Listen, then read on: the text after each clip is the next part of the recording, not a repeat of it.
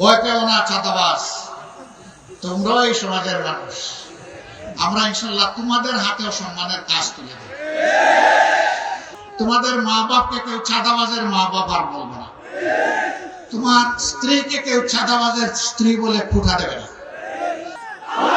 আমরা যুবকদের হাতে আমরা বেকার ভাতা দেব না। বেকার ভাতা বেকার তৈরির কারখানায় পরিণত হবে। আমাদের যুবকরা বেকার ভাতা চায় না।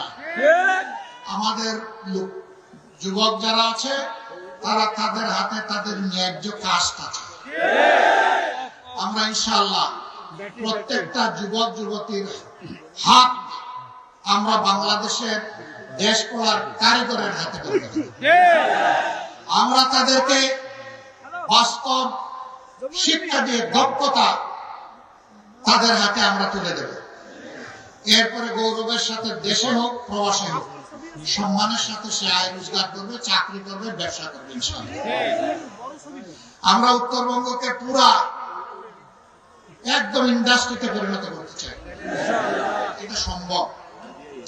এখানে বাংলাদেশের শস্যের 3 ভাগের 1 ভাগ সারা বাংলাদেশকে উত্তরবঙ্গ ধান চাল সরবরাহ করে, গম সরবরাহ করে, ভুট্টা সরবরাহ করে, আম জাম সরবরাহ করে,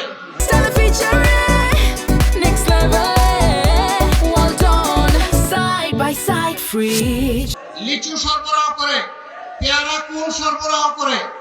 এক কথায় বলতে গেলে বাংলাদেশের এটি হচ্ছে খাদ্যের একটি ভান্ডার।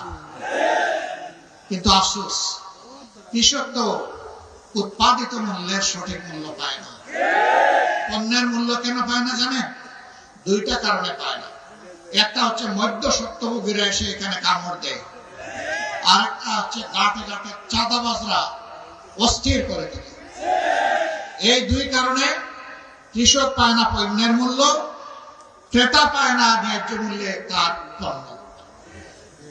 আমরা সেই চাঁদাবাজদেরকে নির্মূল করবো ইনশাআল্লাহ। ভয় পেও না চাঁদাবাজ, তোমরাও এই সমাজের মানুষ।